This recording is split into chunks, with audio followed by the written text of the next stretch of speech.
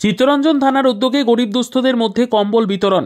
বুধবার আসানসোল দুর্গাপুর পুলিশ কমিশনারেটের অন্তর্গত চিত্তরঞ্জন থানার উদ্যোগে এলাকার 50 জন গরিব অসহায় মানুষের হাতে কম্বল তুলে দেওয়া হলো।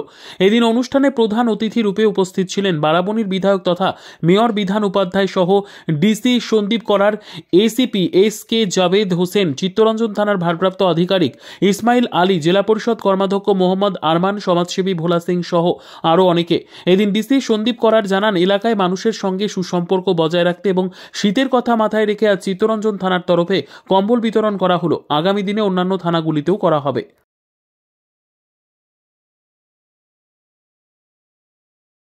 আমার চিত্তরঞ্জন থানাতে একটা কম্বল বিতরণ প্রোগ্রাম হয়েছিল।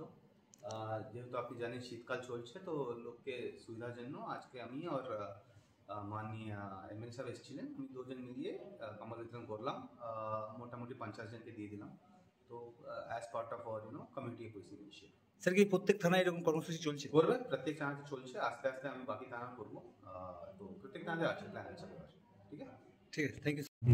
সবার কে এই প্রোগ্রামে স্বাগত জানাই।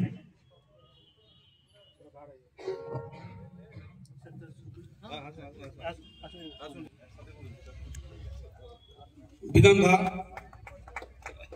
কম্বল দান করছেন, আপনারা হাততালি দিয়ে উৎসাহ দেবেন।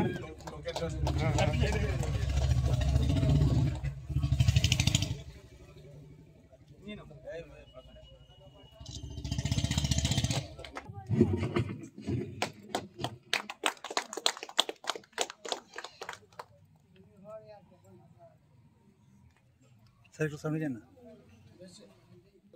হ্যাঁ, ঠিক আছে।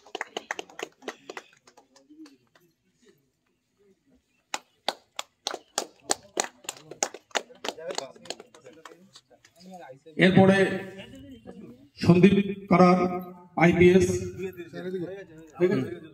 আচ্ছা, একটু হাততালি দিয়ে উৎসাহ দেবেন।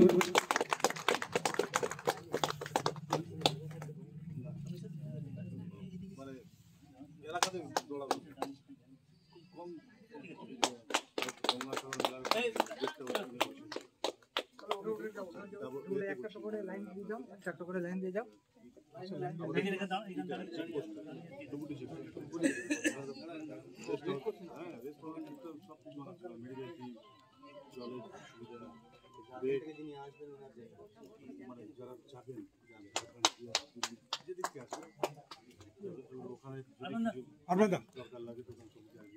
এরপরে আরমান দা কম্বল বিতরণ করছেন, জেলা পরিষদ কর্মাধ্যক্ষ।